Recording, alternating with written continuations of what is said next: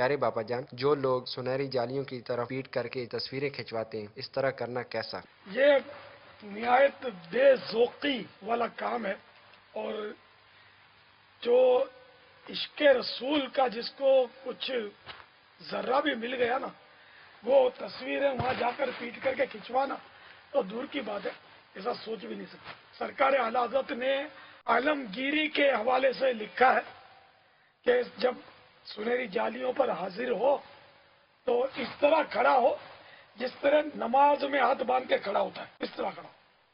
تو جو نماز میں اس طرح یعنی اس ادب کا لحاظ رکھے گا تو پیٹ کرنے کا سوال ہی کہاں ہے؟ چہرے انور کی طرف رخ کرنا ہے، تب پاگل ہو گیا ہے یعنی کہ کعبے کو پیٹ کر رہا ہے، مت ماری گئی ہے، ایسی حرکت کرتے ہیں۔ اس وقت ادب یہی ہے کہ کعبۃ اللہ شریف کو پیٹ کرے اور کعبے کی طرف رخ کرے، کہ یہ جو کعبہ شریف جس کی طرف یہ رخ کرنے کا بعض لوگ سمجھتے ہیں کہ سرکار صلی اللہ تعالی علیہ وآلہ وسلم کو پیٹ کر کے دعا کرنی چاہیے کعبے کی طرف منہ کر کے، تو یہ ان کی بہت بڑی غلط فہمی، بلکہ غلط فہما ہے، یہ سمجھ لو۔ کعبہ بھی ہے انہی کی تجلی کا ایک دل روشن، انہی کے نور سے پتلی حجر کی ہے،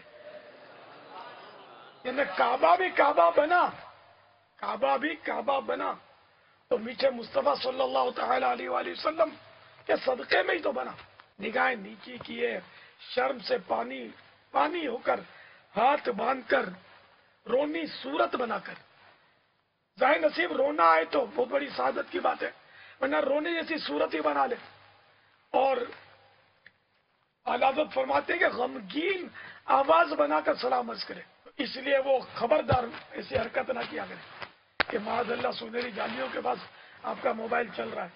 اگر سرکار صلی اللہ تعالی علیہ وآلہ وسلم کو یہ ادا ناپسند آئی آپ کی تو آپ کا بنے گا کیا؟ نہ اٹھ سکے گا قیامت تلک، خدا کی قسم کہ جس کو تو نے نظر سے گرا کے چھوڑ دیا۔